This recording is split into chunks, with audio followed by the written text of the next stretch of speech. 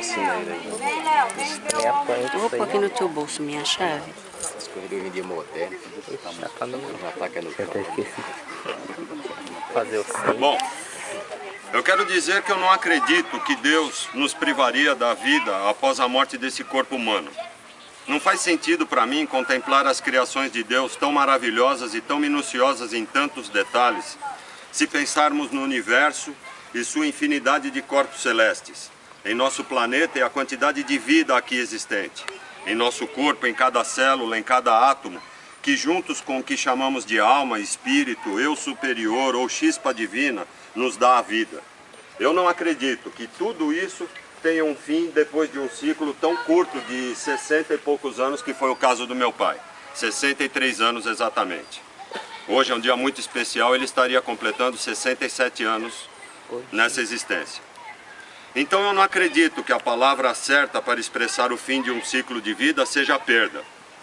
Porque nós não perdemos. Muito pelo contrário, durante toda a vida ganhamos amor, carinho, proteção, educação, os ensinamentos, os cuidados, o companheirismo.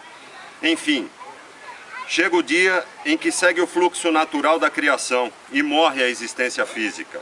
Ainda assim é possível sentir a presença muito mais sutil dessa energia que foi impressa durante esse ciclo de vida.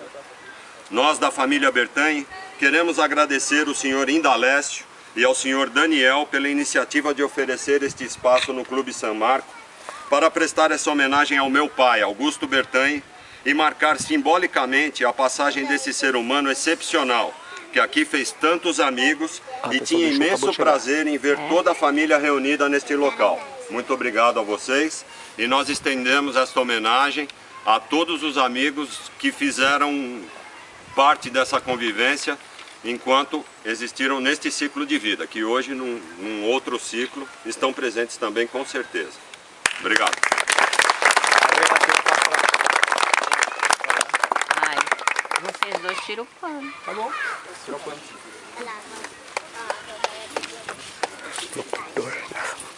Olha aqui, vó.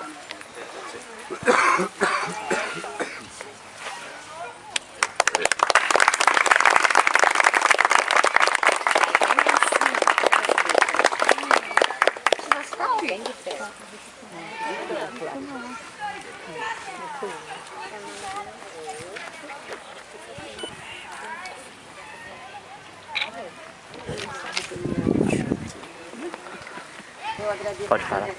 vocês. Estou muito feliz hoje por vocês estarem aqui.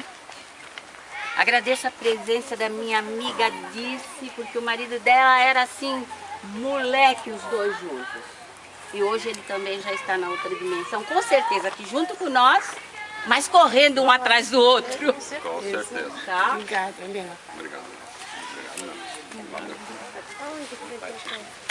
Chora, amiga.